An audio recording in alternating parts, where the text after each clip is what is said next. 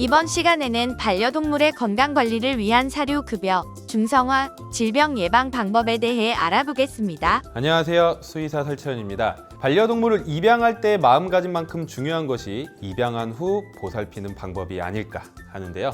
이번 시간에는 질병들을 어떻게 예방하고 관리해 줄 수 있는지 알아보도록 하겠습니다.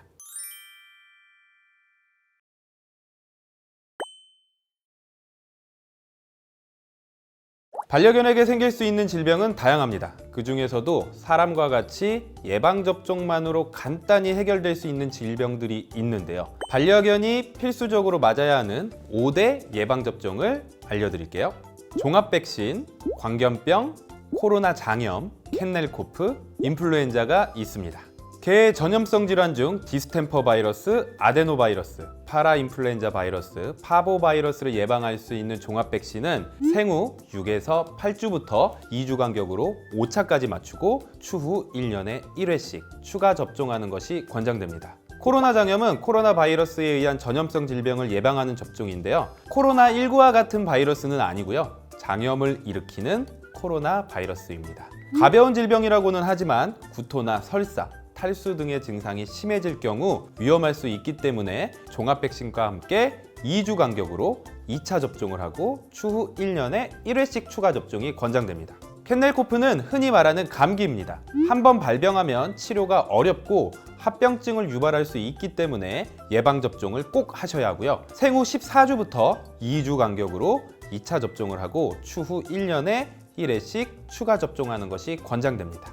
인플루엔자는 필수 백신은 아니었는데 전염력이 엄청나게 강해서 최근에 필수 목록이 되었습니다. 생후 16주부터 2주 간격으로 2차 접종을 하고 추후 1년에 1회씩 추가 접종이 권장됩니다. 마지막으로 광견병은 사람을 포함한 온열동물 중추신경에 침입하여 목숨을 잃게 할 수도 있는 고위험군 질병입니다. 때문에 예방접종을 반드시 해야 하는데요. 법적으로 꼭 맞아야 하기 때문에 5개 중에서도 특히 강조되고 있습니다. 접종하지 않으면 200만 원 이상의 과태료가 부과되고요. 각 지자체에서는 매년 광견병 예방접종 지원 사업을 실시하고 있으며 무료 또는 소액의 자부담 비용을 지급하면 예방접종을 받을 수 있습니다. 광견병은 생후 3개월 이후 접종할 수 있으며 추후 1년에 1회씩 추가 접종하는 것이 권장됩니다. 예방접종은 1년에 한 번이지만 주기적으로 반려견에게 챙겨줘야 하는 것이 있는데요. 바로 심장사상충 약과 외부기생충 약입니다.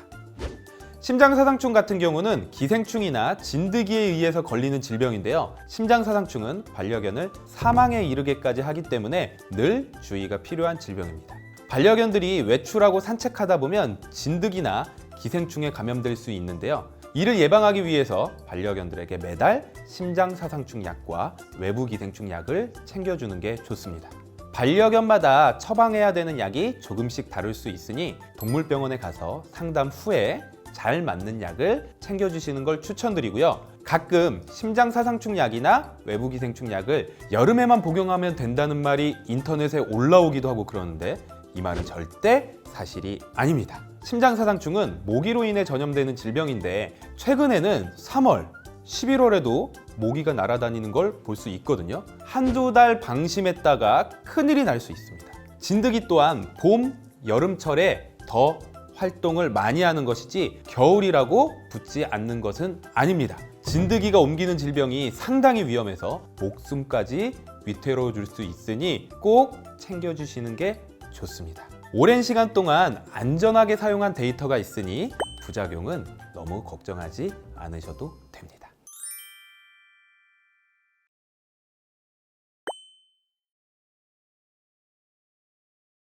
우리 반려동물은 아픔을 잘 표현하지 못합니다. 건강해 보여도 질병이 있을 수 있고 특정 증상이 나타난 후에 병원을 찾으면 이미 늦은 경우도 있죠. 그래서 건강해 보여도 주기적인 검진으로 아이의 상태를 확인해 줘야 하는데요. 보호자분들이 가끔 아이가 아프지 않은데 왜 검사를 해? 라고 생각할 때가 있으세요. 우리 사람도 아프지 않아도 건강검진 2년에 한 번씩 의무로 하잖아요. 반려동물도 마찬가지입니다. 아플 때 검사하는 것은 치료를 위해서 하는 거고요. 건강할 때 확인하는 것이 건강검진입니다. 6살까지는 1년에 한 번을 추천드리고요. 노화가 시작되는 7살 이후부터는 가능하다면 6개월에 한 번 건강검진하는 것을 추천드립니다. 건강검진을 하면 질병을 조기에 발견해 대응할 수 있고 또 1살 이전에 하는 건강검진은 선천적인 질환 여부를 알 수 있기 때문에 반려동물의 수명 연장에 많은 도움이 됩니다.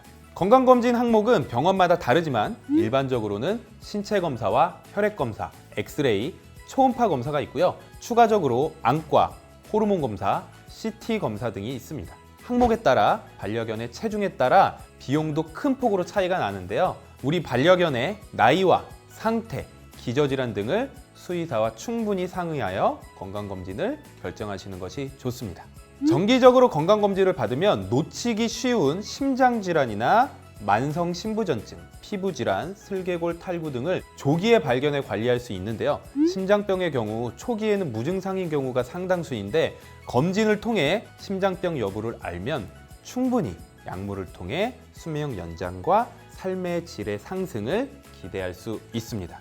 슬개골 탈구는 슬개골이라는 무릎에 있는 이 작은 뼈가 유전적 소인이나 물리적 충격으로 원래 있던 자리에서 옆으로 어긋나는 증상인데 주로 소형견에서 나타나고요. 우리나라는 소형견을 반려하는 경우가 훨씬 더 많기 때문에 반려견의 70에서 80%가 슬개골 탈구 증상을 보인다고 보시면 됩니다. 하지만 이 역시 초기에 발견하고 관리한다면 거의 재발하지 않지만 중증으로 진행됐을 경우 수술 또는 예후가 좋지 않으며 재발 가능성도 있기 때문에 미리 발견하는 것이 좋습니다. 만일 우리 반려견에게 슬개골 탈구가 있다면 반려견의 생활 공간에 매트를 깔아준다든지 너무 뛰는 행동은 못하게 자제시킨다든지 이런 교육과 환경 관리도 중요합니다. 이 밖에도 생애 주기에 따라 반려견이 걸리기 쉬운 질병들이 있는데요.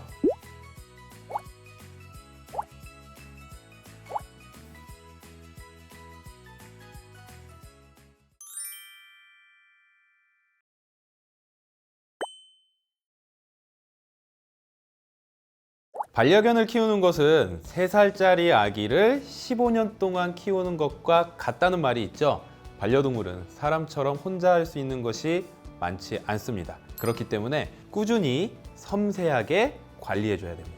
첫 번째로 목욕입니다. 일반적으로 목욕 주기는 2에서 4주에 한 번 정도를 추천합니다. 저는 개인적으로 한 달에 한 번, 4주에 한 번을 더 추천하는데요. 왜냐하면 너무 자주 씻기면 오히려 피부가 건조해지거나 트러블이 날 수 있고 또한 너무 자주 씻기면서 목욕을 싫어하는 반려견들은 보호자와 사이가 나빠질 수도 있습니다. 하지만 너무 오랫동안 씻기지 않으면 노폐물이 쌓이고 위생적으로도 좋지 않기 때문에 주기적인 목욕은 시켜주시는 것이 좋습니다. 많은 반려견들이 물에 닿는 것을 무서워하거나 싫어합니다. 그래서 물에 접촉하는 것에 익숙해지도록 도와주는 것이 좋은데요.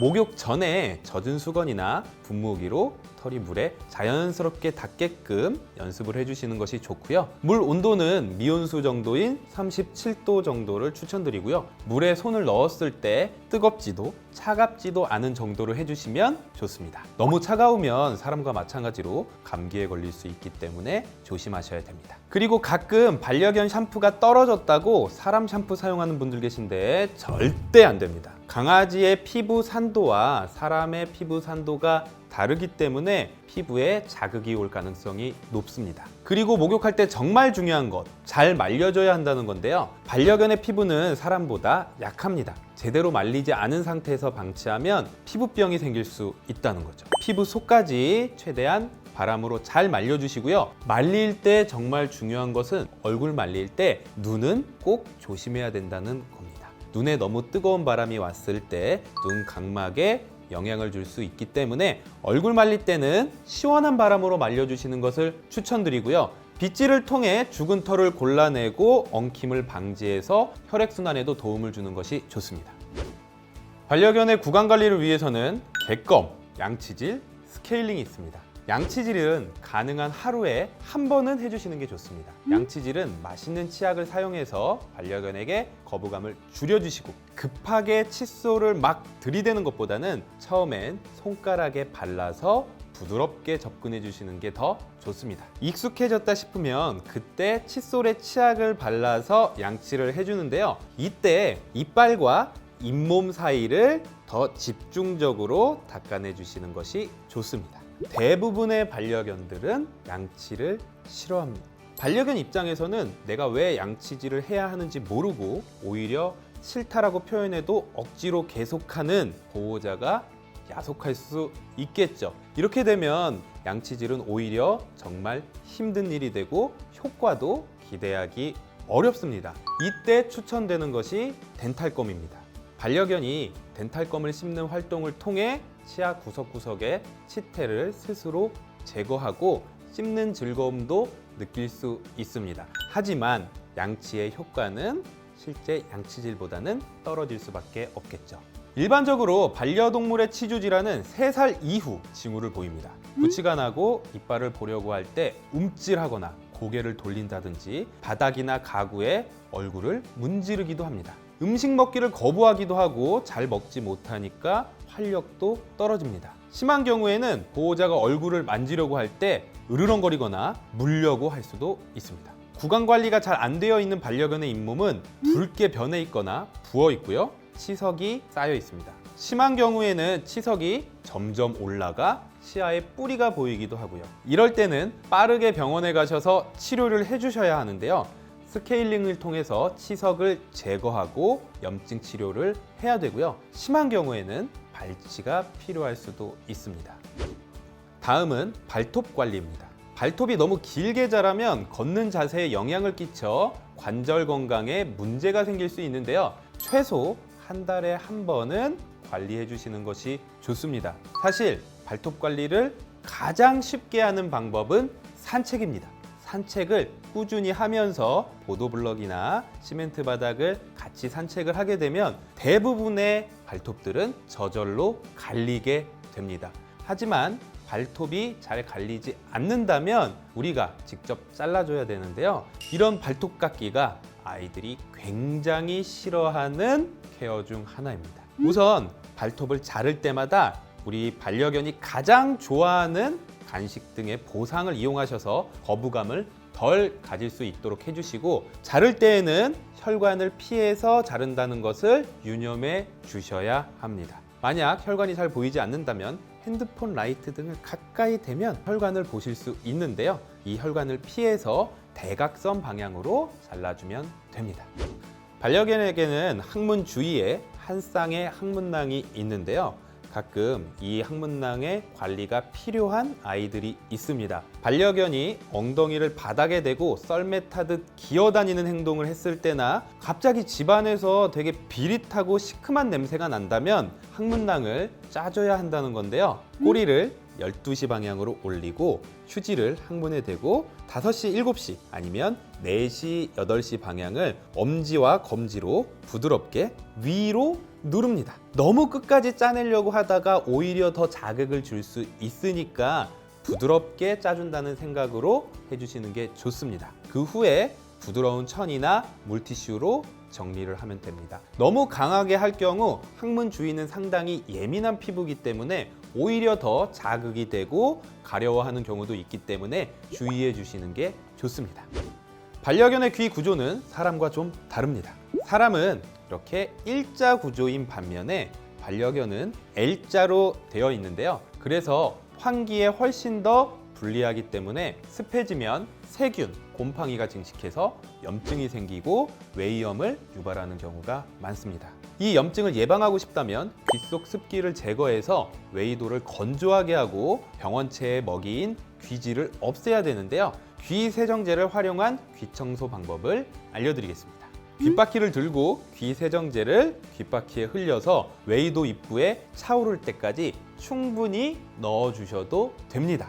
귀 세정제 안에는 귀지를 녹이는 성분이 들어있는데 충분히 넣어줘야 귀 속 깊숙한 곳의 귀지까지 녹일 수 있습니다. 그 후에 귀 밑에 자리한 수직 외이도 부분을 부드럽게 손으로 주물러 줍니다. 어느 정도 마사지가 되었다면 반려견의 귀를 놓아보세요. 그럼 이상한 느낌에 아마 머리를 아주 세게 흔들 텐데요. 이때 귀지와 귀세정제가 같이 밖으로 나오게 됩니다. 귀 속까지 화장솜을 밀어 넣어서 닦아주지 않으셔도 됩니다. 오히려 너무 억지로 넣었을 때 밖으로 나오던 귀지를 안쪽으로 다시 집어넣는 경우들도 있기 때문에 굳이 무언가를 넣어서 닦아주지 않으셔도 됩니다. 그리고 귀지가 과도하거나 평소와 다른 냄새가 나고 귀를 털거나 긁는 행동이 늘어난다면 반드시 동물병원에 방문하여 귀 상태에 대해서 진료받는 것을 추천드립니다.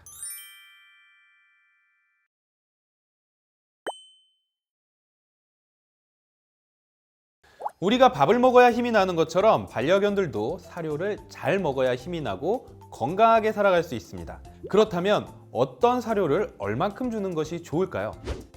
사료를 구입할 때는 원령, 발육, 영양 상태, 건강 및 식습관을 고려해서 선택하는 것이 좋습니다. 사료를 구입하기 전 여러 샘플 사료를 구입하는 것을 추천드리고 싶은데요. 그 중에 가장 기호도가 높고 배변에 문제없는 사료를 최종적으로 선택하면 됩니다. 그리고 체중에 따라 하루 권장량이 나와 있기 때문에 이것을 참고해서 반려견에게 맞는 양을 정해진 시간에 주시면 됩니다. 반려견에게 사료를 배식하는 방법에는 크게 두 가지, 제한급식과 자율급식이 있습니다. 저는 정말 특별한 경우를 제외하고는 제한급식을 추천드리는데요. 오히려 자율급식을 했을 때 반려견들이 사료에 대한 관심이 떨어지는 경우가 더 많고, 그리고 계속 있는 사료를 지키기 위해서 소유 공격성 등 문제 행동을 보이는 경우가 더 많습니다. 반대로 제한급식 같은 경우에는 반려견의 사료에 대한 흥미가 상승하고 정해진 시간에 보호자가 급여하면서 보호자의 리더십이 올라갈 수 있습니다. 또한 건강 체크도 조금 더 용이합니다. 사료만큼 보호자분들이 신경 쓰는 것이 바로 간식인데요. 교육을 위해서 필요하기도 하지만 때때로 반려견에게 맛있는 것을 주고 싶어서 주시기도 하잖아요. 그런데 이 간식을 주는 데 있어서도 우리가 꼭 지켜야 될 것이 있습니다. 간식을 주고 싶다면 하루 권장 열량의 10%만 주는 것을 추천합니다. 우리 반려견의 하루 권장 칼로리가 100kcal라고 한다면 사료로 90kcal를 주고 간식으로 10kcal를 줘야 되는 거죠. 반려견이 좋아한다고 해서 또는 사료를 먹지 않는다고 해서 간식을 계속해서 주게 되면 오히려 영양 불균형이 생기고 나중에는 사료를 거부하는 사태도 발생할 수 있습니다. 그리고 무엇보다 가장 큰 문제는 살이 찌고 비만이 생길 수 있다는 것이죠. 토실토실한 반려견은 귀여움의 상징이 아닌 비만으로 인한 질병 상태로 보셔야 됩니다. 비만은 대사성 질환, 골격계 질환, 심혈관계 질환의 원인이 되며 이로 인해 삶의 질이 떨어지고 수명이 단축될 수도 있습니다. 가장 이상적인 체형은 갈비뼈가 살짝 만져지고 위에서 봤을 때는 허리가 들어가고 옆에서 봤을 때는 배가 가슴까지 처지지 않는 정도입니다. 비만 상태의 반려견은 식단 변경뿐만 아니라 수의사와 함께 건강 상태를 확인하며 체중을 천천히 감량해야 됩니다. 가장 중요한 것은 적절한 양의 주식과 간식을 급여하고 산책과 같은 운동을 지속적으로 해서 비만하지 않은 상태를 유지하는 것입니다.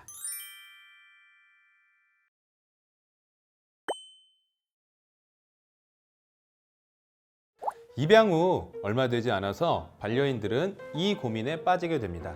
바로 중성화 수술. 반려견의 생식 기능을 없애는 수술로서 대부분의 반려견이 태어나서 가장 먼저 받게 되는 수술인데요. 중성화 수술은 반려견의 동물복지 차원에서 여러 이점들이 있습니다. 첫 번째로 여러 질병을 예방할 수 있습니다. 중성화 수술을 통해 예방할 수 있는 질병으로는 수컷 같은 경우 전립선 비대증, 전립선염, 고환종양 등이 있고요. 암컷 같은 경우에는 유선종양, 자궁축농증 등이 있습니다. 반려견의 중성화 수술은 질병을 예방하는 장점도 있지만 우리와 함께 살기 위한 문제 해결의 대처 방법이 되기도 합니다. 예를 들어 행동학적인 문제, 마운팅, 영역 표시, 공격성 등에서 우선적으로 중성화 수술이 고려됩니다. 그리고 반려견의 번식으로 태어난 강아지를 보호자가 다 책임져 주지 못해서 버려지는 경우도 상당히 많습니다. 이로 인해 지금도 동물보호시설에는 어린 강아지들이 계속해서 들어오고 있는 상황이죠. 중성화 수술을 통해 반려견이 생산의 주체가 아니라 우리와 함께 건강한 삶을 살 수 있는 가족이 될 수 있습니다. 건강은 건강할 때 챙겨야 한다는 말이 있습니다. 말 못하는 동물은 언제 아플지 모르기 때문에 보호자의 지속적인 관리와 관심이 필요하죠. 그리고 반려견의 건강 관리에 대해 이렇게 알려드렸지만 사실 반려동물과 함께하는 보호자분들의 마음 관리도 당부드리고 싶습니다. 끊임없이 돌보고 사랑을 줘도 예기치 않게 병이 찾아오고 우리 곁을 떠날 수 있기 때문인데요.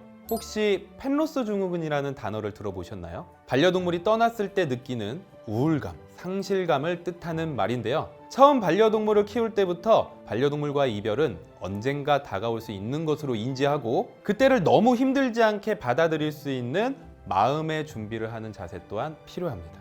이 영상을 끝까지 시청하신 여러분은 분명 최고의 보호자가 될 수 있다고 믿어 의심치 않습니다. 지금까지 설채연 수의사였습니다.